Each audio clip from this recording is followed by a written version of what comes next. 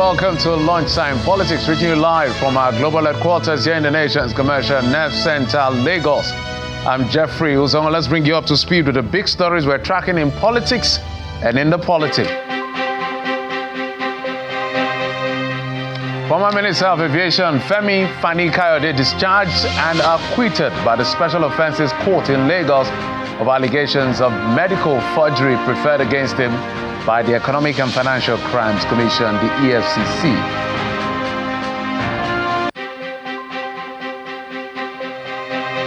With trade war in the global north, withdrawal of the U.S. from the World Health Organization, expected telecoms tariff hike and a possible hike in electricity tariff in the near future, how should Nigerians brace up for more shocks? An energy expert joins us on the program to break it down.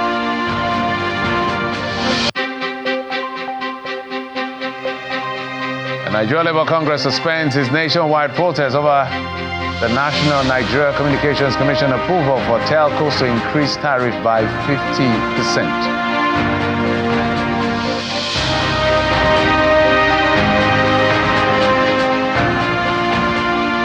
Thanks again for joining us on the program where we'll bring you up to speed with what's happening in the polity. At midday, we call it All Access Pass to the polity. At midday. Let's begin with the stories we are monitoring from the Special Offences Court sitting in Lagos, Nigeria, where former Minister of Aviation Femi Fani-Kayode has now been acquitted and discharged of the charge of medical forgery leveled against him by the Economic and Financial Crimes Commission, the EFCC. Justice Olubunmi Abike Fadigbe, who freed the former minister while delivering ruling on the no-case submission filed by his counsel, held that the prosecution failed to establish a prima facie case against him. The court held that no case submission filed by his counsel, Senior Advocate of Nigeria, Norison Quakers, and ruled that Fani-Kayode had no case to answer as the EFCC did not link him to the offense. Before the court, Fani-Kayode was facing a 12-count charge brought against him by the EFCC following his alleged use of forged medical reports, which he tendered before Justice Daniel Osiago of the Federal High Court in Ikoyi, Lagos, where he was being prosecuted by the EFCC for an alleged 4.9 billion naira fraud.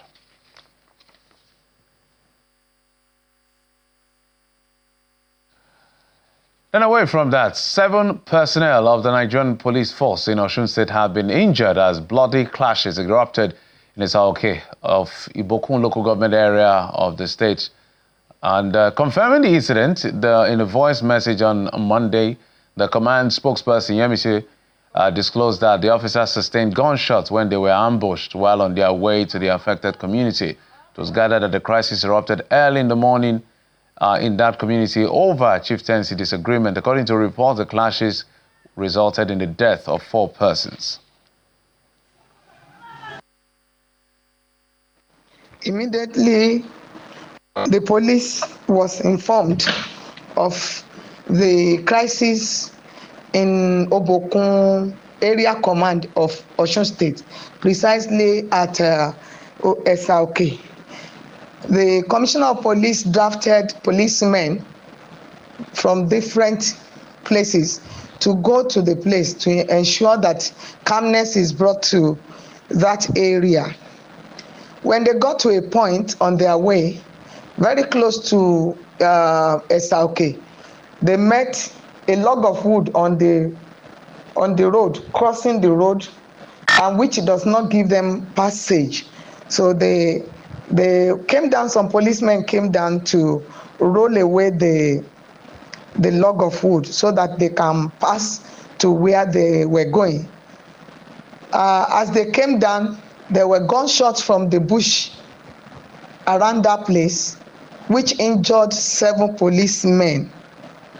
And they also quickly repelled from the area where they saw the gunshot coming from, and which made them to arrest 2 of those hoodlums. So that's the police version of what played out in that community. We're following that particular story. As soon as we get more details, we'll let you know. But let's also tell you that the Nigeria Labour Congress have suspended a proposed protest over the 50% increase in telecommunications tariff. The decision was taken after the Labour Union met with the federal government delegation led by the Secretary to the Government of the Federation, Senator George Akume. The meeting agreed to set up a 10-man committee comprising 5 members from the federal government and 5 from the NLC to review the study by the Commission and submit its report within 2 weeks. The President of the Nigeria Labour Congress, Mr. Joe Ajero, adds that the Labour Union will wait till the outcome of the committee to determine its next action. The NLC is the largest organization in the whole of Africa, and there is no consultation of stakeholders that does not include us that will stand. It was on that premise that they now agreed to have a larger committee to look at the entire tariff structure and model and to come up with a realistic and an all-inclusive agreement. So the committee will be made up of 5 from both sides, and they're expected to come up with a result after 2 weeks. That will determine the next line of action and the process of engagement. The symbolic action of submitting the letters tomorrow will be put on hold until the outcome of such committee. The outcome of such committee is what will determine our next line of action in terms of protest, in terms of boycott, in terms of even withdrawal of services, which are the 3 issues we put online. But I will equally use this opportunity of this meeting to put in our displeasure on the electricity tariff and the tax that is killing the workers now. The tax regime, which is unbearable. All right, that's the position of the NLC as we begin to brace up for that impending regime change, or not political regime change. I'm talking about tariff now. Okay, well, let's expand further on the conversation that has to do with tariff and possible tariff increases. Let's bring in a specialist, an energy expert, Mr. Olabode Somi. He joins us from Abuja studio. Mr. Somi, welcome to the program.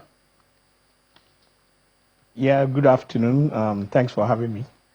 All right, Mr. Somi, before I ask you the question as an energy expert, I want to ask you a question as a Nigerian. President Bola Tinubu came, and we're still dealing with the shocks that he gave to us, removing subsidy from both FX and PMS, and now tariff. Donald Trump has taken over, the trade war is going on, pulled out of WHO, we're going to be affected one way or the other from that area, and other forms of geopolitics that will affect us eventually. And now there's this idea around possible tariff increase in the electricity sector, maybe not in the immediate term. How should Nigerians respond to this shock? I'm asking you as a Nigerian, not as an expert in energy now. Okay, so no matter your expertise, I mean, you probably need to go home, sit with your wife, send your children to school, go to the supermarket and all that. So we have certain common grounds as human beings and as Nigerians, which you rightly said. To the best of my understanding, there is no impending electricity price increase. There are concerns that since a significant part of the electricity tariff is subsidized or still being subsidized by government, that at some point they may want to pull it out. But in terms of any direction from government, we need to check the origin of the stories. To the best of my understanding, I don't think there is any tendency or intention for electricity tariff increase at the moment. Okay, Mr. Somi, I'm going to show you a few things. I agree with you, there is no impending tariff at the moment, but I want you to give interpretations to some of the things that the essay to the President Olu Vahejen has said, as far as some of our clarification is concerned. I'm going to put up some of those slides for you. So you take a look. She said, what I actually said, so this first one, if they can hold this first slide for me so I can read through so that people can be part of it. Following the increase of Band A tariffs, current tariff now cover about 65% of the actual cost of supplying electricity with the federal government continuing to subsidize the difference. Now, she said right now, 200 billion naira per month is spent on electricity subsidies, but the wealthiest, which is my interest here, 25% of Nigerians receive the biggest share. To address this, we are working towards transitioning to a targeted subsidy system that ensures that low-income households receive the most support. Help us interpret what she means by that before we go to the next one. Mr. Shobi. I think basically yes, thank you. What I understand from what is said there, because it's basically semantics, it's English, is that there is a subsidy program at the moment, and that subsidy program may not be reaching the most vulnerable parts of society. So there are possibilities to look into the strategy or how the subsidy is being deployed with the intention that it will be reaching those who most deserve it. That's pure and simple what she's trying to say. I think the issue will not be how they intend to do it. You know, the devil is always in the details. So you want to change the subsidy system. You have certain people in mind who you feel can be better beneficiaries. How is that going to work? How is it going to affect the man on the street, be it the CEO or the janitor? How does it really affect everybody? That is the concern, and that is the question that should be posed to the special advisor. And that's why I'm bringing you to answer those questions. Because when I saw the statement, I said, okay, I like the grammar. Implementation. Because we have a clear example. Subsidy removal because they said there was corruption in the system. People were smuggling subsidized fuel outside our country. And then it was benefiting, this keyword now, the rich. Subsidizing the rich and the poor at the same time, which is not fair in their books. And they decided to remove the entire subsidy. And now where we are buying PMS at the price. So how exactly is it going to be possible to create a dichotomy in terms of service provision for the rich and for the poor, or the less privileged, such that they can subsidize for the poor and not subsidize for the rich? I don't know how that's going to happen. Help us out here. Okay, so that is not energy related. That's economics, really. Economics and finance. So, but it basically has to do with segmentation of society and all that. I think even in the more advanced economies where people have social security, where they have a national identity, that is where they can be traced, they still even have issues, you know, there is still gray areas where you try to completely demarcate those who are less rich from those who are rich.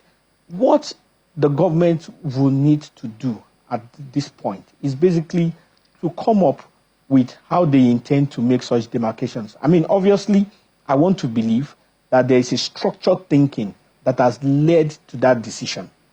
It is also incumbent upon us, upon them, to educate us a bit more in terms of what is the rationale for changing the current subsidy structure.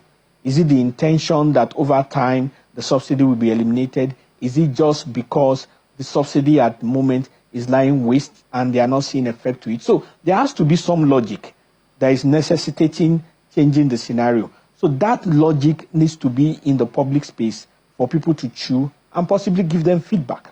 The second part is that the economic models that they will use to separate the rich from the poor, the non-banking from those who are banking, the non-metering from those who are stealing energy theft, needs to also be a bit debated so that we don't have a policy that has good intentions but does not actually meet any of the goals and rather adds to the problem of society. Because when you make policies and all of these things, it works on what you call ideal situation, ceteris paribus. But we have at the moment a very challenging electricity sector with energy thefts and ATC and C losses going to as much as 40%. Those are not ideal situations by any stretch of imagination. So there is a need to have greater debate, greater thinking, greater analysis of the logic that needs to make this system change. Mr. Shomi, one of the things I also want you to help us give some level of interpretation and bring in your expertise. And you've mentioned it because I'm wondering, maybe except places like Banana Island, where perhaps it's for the exclusive 1% of the 1% in parts of Banana Island where we can do all of this tariff change for the rich and the poor.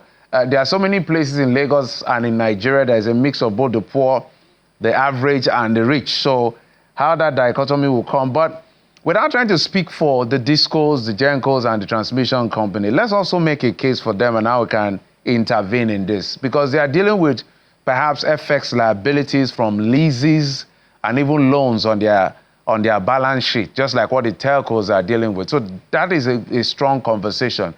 They buy parts, for instance, in some of the things they do in dollars, and they generate revenue in naira.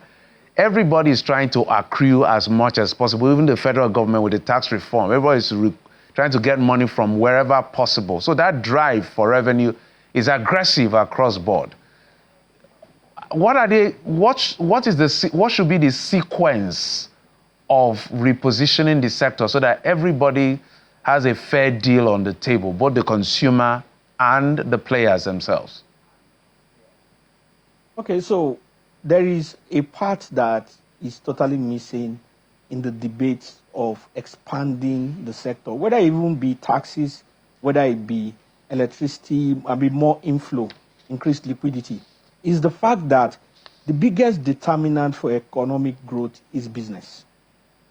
So the US, as we know it, has about 70% of its workforce being provided by SMEs, small and medium scale enterprises.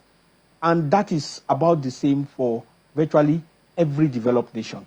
The challenge that we have is that the banking system, the financial system, the economic system, even the power sector as in itself is not structured in a way to favor small businesses. You need to speak to even people who own eateries. That's the Mr. Bigs of this world and all that. You find out that about 75% of their cost is related to electricity, related to power. What are the challenges that they're facing? So small businesses, whether they be in clusters, whether they be targeted, whether they be encouraged, are the people who are able to add significant liquidity into the power sector that will enable the sector to turn itself around. They are also the people who are able to expand the tax bracket for the nation. I think it was Margaret Thatcher that said that the nation is equally as good as its new businesses that come up. So that is a focus area that has not been in the discussion. So we spent so much energy in the little. We are trying to, so we need about 100 to reach the critical mass, but we have 10.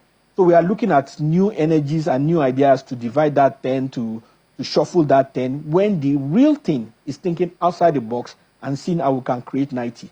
SMEs, whether they be in services, whether they be in product, whether they be in trading, whatever, SMEs is the engine for growth for every economic sector. And there isn't enough attention on that. All right, Mr. Shomi, a few more questions before I begin to wind down. And the second part of that statement is what I want you to respond to, and the feasibility. By books is possible, but given this is not the first time government is talking about such rollouts, if they can put out that statement, the second part says, we are commencing nationwide rollouts of 7 million prepaid meters under the Presidential Metering Initiative beginning this year. This will finally put an end to the practice of estimated billing, giving consumers confidence in what they are paying for and ensuring transparency in electricity charges. We've been down this road before. This is supposed to be the ideal. Possibilities with all the things we're looking at. How possible is this? Well, first of all, it's possible. There's no debate on that. For a while, I served as the primary consultant to the House Committee on Power 2 sessions ago. And there was this, obviously, when people don't seem to get justice, they end up with the parliament. And there were a number of public hearings that were held with respect to the metering and some of the other things that have happened in the past. And when you hear from the stakeholders, it's not too difficult to pick the pain points. Without any shadow of doubt, one of the challenges that such initiatives always face is the fact that there are some stakeholders who, for whatever reason, feel it's not in their interest that these meters be deployed. That is one fundamental thing. So, and if there's a culture among whatever institutions that is against the deployment of the meters, there is a need to engage such people and ensure a mind shift, or to some extent, a cooperation. Because strategy does not defeat culture. It is culture that eats strategy for breakfast. And the federal government can throw money, but money does not solve every problem. So they can throw money, they can throw in the meters, but the capacity to monitor the process, to hold people responsible, and to allow there to be consequences for bad behavior, and then some interactions for reorientation are fundamentals that will get this rollout moving significantly more. Whether it will solve and achieve the goals is a different thing, because it's in the field that you start to realize what each ops that are there. But at the fundamental level, there's a need to engage the stakeholders, there's a need to get their cooperation, there's a need to reorientate their minds before money is being spent. Because throwing money does not necessarily solve the problem. The people must internalize the solution. All right, Mr. Shomi, let's move away from a bit from the energy sector in just a moment, and let's talk about some of the report that we saw NATO release. I know you play broadly in the energy space, so maybe you'll be able to comment on this NATO report that we generated, if you will, the language is maybe generated over $800 billion from oil, crude oil and gas, invariably, let's say crude oil, for 24 years between 1999 and 2023. From your expertise, did we do good? Did we do well in that, or it was also a fair performance? Or there are leakages, we should have made more money? What exactly was your interpretation of that report? So first of all, we should have done more. And it's not too difficult to understand why. I mean, a couple of years ago, like 10, 15 years ago, we were doing 2.5 million barrels per day. At the moment, we are struggling to hit 1.8 million barrels per day. And you don't need anybody to tell you that our challenges at today is more than that of the past. But for perspective, we are supposed to be a major crude producer, not because of what we are producing, but because of our potential and the infrastructure and our history. Norway, the government of Norway, which by many people's standard will not be a major crude oil producer, produces 2 million barrels per day. The government of the US, even with the fact that they still import crude oil, produces 13 million barrels per day. Brazil produces more than us. Canada produces more than us. So we are working significantly below capacity. And why is this so? It's not just about government's desire. It's also about the whole of us as a totality. There is nothing new about the fact that there's vandalization of pipelines, there are issues with respect to community development and all that. What people don't know when they look at those things in silos is that it is a system. It affects everybody. You know that there's a proverb where I come from that says, people complain and people are shouting that the heavens will fall. But people forget that when the heavens fall, it doesn't fall on one person. So when there's a vandalization of crude pipeline here, it's not just the federal government that it affects. It affects their income. It affects their capacity to pay for imported drugs. It affects their capacity to increase salary of civil servants. It affects their capacity to negotiate. It affects broad things. So that systems thinking, the fact that every action is part of a system, is missing in the psyche and the thinking of the average Nigerian. And so the fact that we are not able to produce at our maximum capacity has a lot to do with our general resolve and thinking and approach as a people. So I am not totally absolving anybody in this case. So we have responsibilities for government to All right. this case. We have responsibilities for the petroleum producers, and every community also has a responsibility in all of this. Mr. Shehu, so the show me is always jumping in my head. Olabo, they show me. My apologies.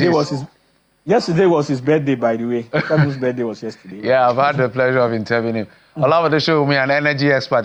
You're not a politician, so I need to put that clear. You're an energy expert. Thank you so much for coming on the program. We appreciate you, sir. Thank you. Thank you. Always a pleasure. Always. All right, just before we go, just a few more stories. We can tell you stories just coming in that police authorities have confirmed the abduction of 7 persons, travelers in Ondo State. Some armed men suspected to be kidnappers abducted 10 travelers close to Ikpele community along our Benin Highway. According to the police spokesperson who confirmed the incident, 7 persons were the ones kidnapped, and the persons were coming from a south state and heading to Akure. That's the story we're getting from Ondo. But besides that, the Zamfara State Governor Dauda Lawal is saying that he's confident that the current crisis rocking the PDP will be behind them and the party will emerge stronger. Let's take a listen to him. I'm sure you saw the communique issued after the meeting in Delta 2 days ago about the party.